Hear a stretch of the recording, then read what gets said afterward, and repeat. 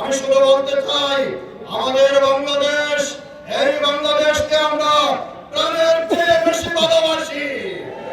আমরা কোন আধিপত্যবাদী শক্তির হাতে আবার আমাদের এই বাংলাদেশকে জিম্মি হাতে দিতে চাই না।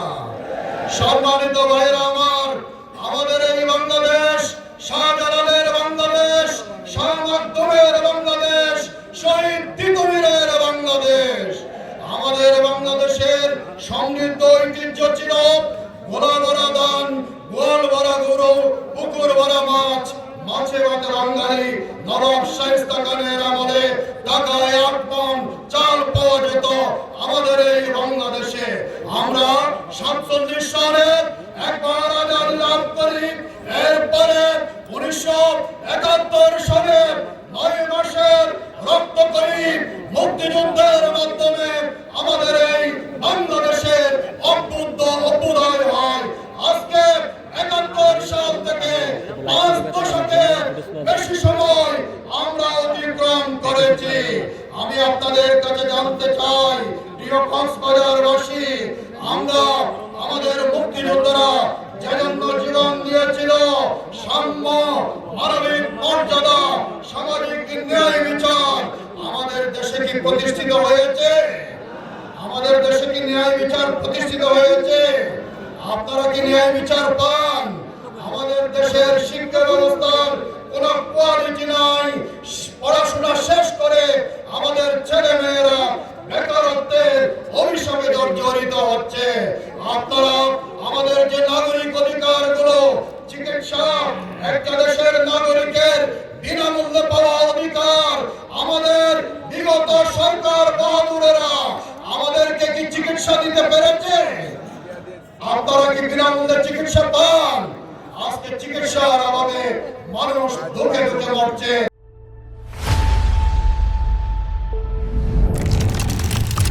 বিগত 54 বছরের বাংলাদেশ ছিল লুটপাটের বাংলাদেশ। বিগত 54 বছরের বাংলাদেশ ছিল সন্ত্রাস আর নৈরাজ্যের বাংলাদেশ। বিগত 54 বছরের বাংলাদেশ ছিল সীমাহীন দুর্নীতির বাংলাদেশ। ঠিক না? আগামী বাংলাদেশ, সোনার বাংলাদেশ গড়ার প্রত্যয়ে আজকে বাংলাদেশে জামাত ইসলামীর নেতৃত্বে 11 দলীয় ঐক্য জোট, নির্বাচনী জোট গঠিত হয়েছে। এদেশের মানুষ স্বপ্ন দেখছে আগামী বাংলাদেশ হবে ক্ষুধা, দারিদ্র, বেকারত্ব মুক্ত বাংলাদেশ। আগামী বাংলাদেশ হবে ন্যায় এবং ইনসাফের বাংলাদেশ। আগামী বাংলাদেশ হবে কল্যাণ এবং মানবিক বাংলাদেশ। আমরা এই বাংলাদেশে আর কোন রক্ত দেখতে চাই না। আমরা এই বাংলাদেশে আর কোন সন্ত্রাস চাঁদাবাজীদেরকে দেখতে চাই না। আমরা নতুন বাংলাদেশে আর কোন স্বৈরাচারকে দেখতে চাই না। আর তাই আজকে গোটা বাংলাদেশের মানুষ ঐক্যবদ্ধ হয়েছে। বিশেষ করে আমার কক্সবাজারের মানুষ ঐক্যবদ্ধ হয়েছে আগামী দিনে ন্যায়, ইনসাফ, কল্যাণ ও মানবিক বাংলাদেশ গড়ার জন্য দাঁড়িয়ে পাল্লার কোনো বিকল্প নেই। জাতীয় সংসদে নির্বাচনে কক্সবাজারের 4টি আসন থেকে বাংলাদেশ জামাত ইসলামীকে মনোনয়ন দিয়েছে। জামাত ইসলামের নেতৃত্বে 11 দলীয় জোটের নেতৃত্বে কক্সবাজারের 4টি আসনে দাঁড়িয়ে পাল্লার গণজোয়ার সৃষ্টি হয়েছে। সংগ্রামী জনতা, আপনারা জানেন কক্সবাজারের অত্যন্ত গুরুত্বপূর্ণ একটি আসন হচ্ছে সীমান্ত জনপদ উখিয়া টেকনাফ। ইনশাআল্লাহ আমরা বলতে চাই, বাংলাদেশের মানুষ যে পরিবর্তন চায়, সেই পরিবর্তনের হাওয়া টেকনাফ থেকে শুরু হয়েছে। ইনশাআল্লাহ সারা বাংলাদেশে দাঁড়িপাল্লার বিজয়ের মধ্য